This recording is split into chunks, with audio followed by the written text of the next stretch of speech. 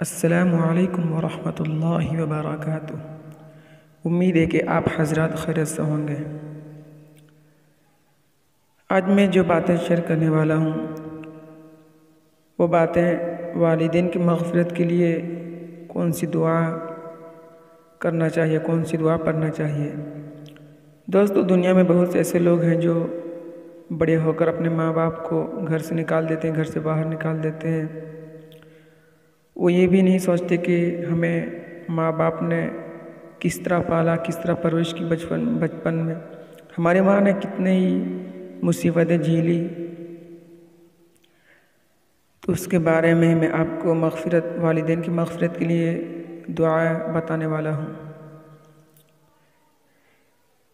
حضرت ابو ہریرہ رضی اللہ تعالیٰ عنہ سے روایت ہے کہ آپ صلی اللہ علیہ وسلم نے فرمایا کہ نیک آدمی کا جنت میں اللہ ایک درجہ بلند کرتا ہے تو وہ پوچھتا ہے، یعنی وہ نیک آدمی پوچھتا ہے کہ اے اللہ، مجھے یہ درجہ کیوں ملا، کیوں دیا گیا مجھے یہ درجہ؟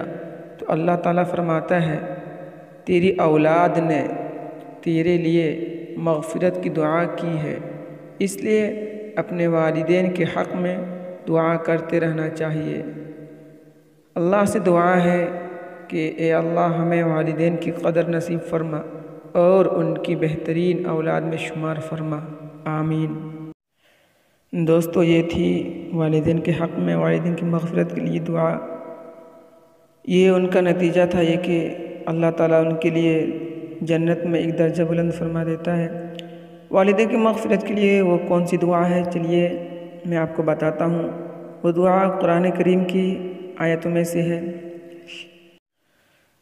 بسم اللہ الرحمن الرحیم، رب اغفر لی ولوالدی ولمن دخل بیتی مؤمنا وللمؤمنین والمؤمنات، رب اغفر لی ولوالدی ولمن دخل بیتی مؤمنا وللمؤمنین والمؤمنات۔ اس کا ترجمہ، اے میرے پروردگار، مجھے بخش دے اور میرے والدین کو بھی اور جو بھی میرے گھر میں داخل ہو بحیثیت مومن کے، اور تمام ایمان والوں اور تمام ایمان والیوں کو بخش دے۔